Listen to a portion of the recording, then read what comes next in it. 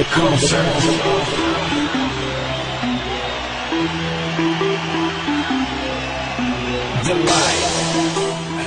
لله على كل حال. طبعا فريق استثماري، فريق جيد، فريق كله محترفين، واحنا فريق وزارة الدفاع فريق محليين.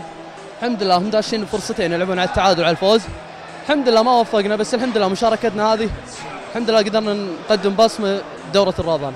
والله أول شيء خدمني الحظ أنا كحارس، وأنت تدري وزارة الدفاع يعني فريقهم صراحة اللاعبين على مستوى عالي، بس أننا محليين يعني مثل ما أنت شايف فريقنا فيه محترفين، يمكن اللياقة والصيام شوي فرقت الحمد لله.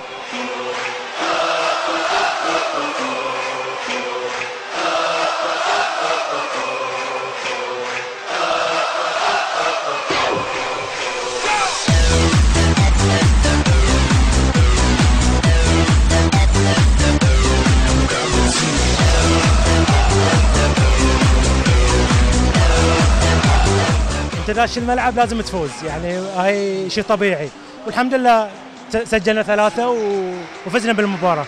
والله احنا كنا داشين نبي الفوز صراحة. ليش؟ انا لو حتى التعادل ولا الخسارة طلعنا الثاني، انا فرق قوار، فكنا نبي الفوز. والله لعبنا زين، خوش لعب، بس اغلاط بسيطة صارت من اللاعبين وجت فيها جولين، يعني هذا اللي سبب خسارة.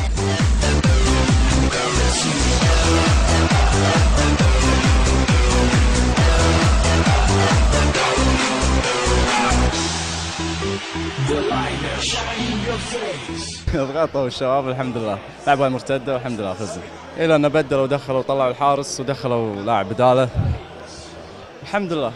والله نحن لعبنا ضيعنا، وصلنا للجول أكثر من مرة، بس الحظ ما حالفنا، حارسهم شال أكثر من كرة.